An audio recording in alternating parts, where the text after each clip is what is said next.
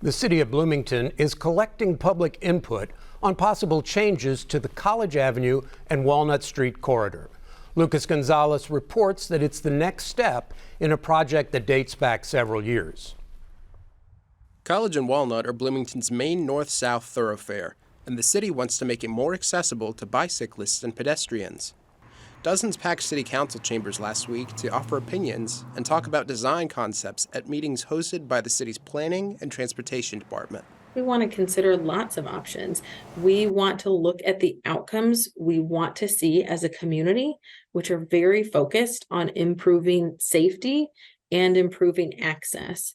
Changes to the corridor have been under consideration since 2018, but last week was the first time the city collected public input in that format.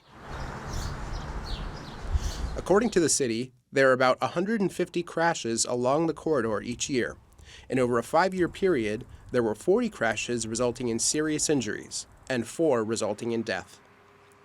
The transportation plan says the corridor study should consider two-way circulation, special bike roads with limited car access, restrictions on street parking for cars, protected bike lanes, multi-use paths, and designated bus-only lanes. Will Staley serves on the board of directors of Bloomington Center for Global Children, a daycare and preschool on North Walnut Street, just north of downtown. He says parents and guardians are concerned by the speed and amount of traffic on Walnut. There is an accident.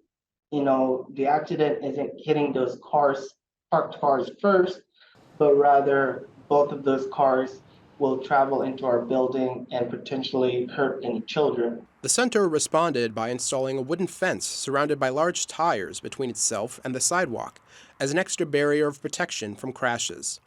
Staley says the city should consider extending the sidewalk and planting trees, or at least painting lines for parking spots.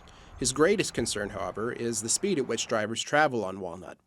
He says traffic has slowed somewhat since the city installed a new traffic light, but drivers still often rush through yellow lights.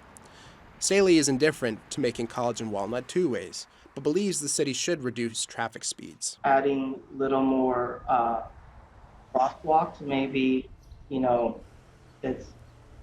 so one or the other is whatever helps to reduce that speed would be fantastic for our kids.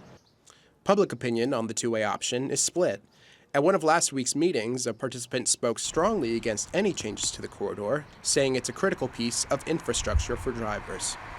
Rosenbarger says much of the discourse has focused on the two-way option.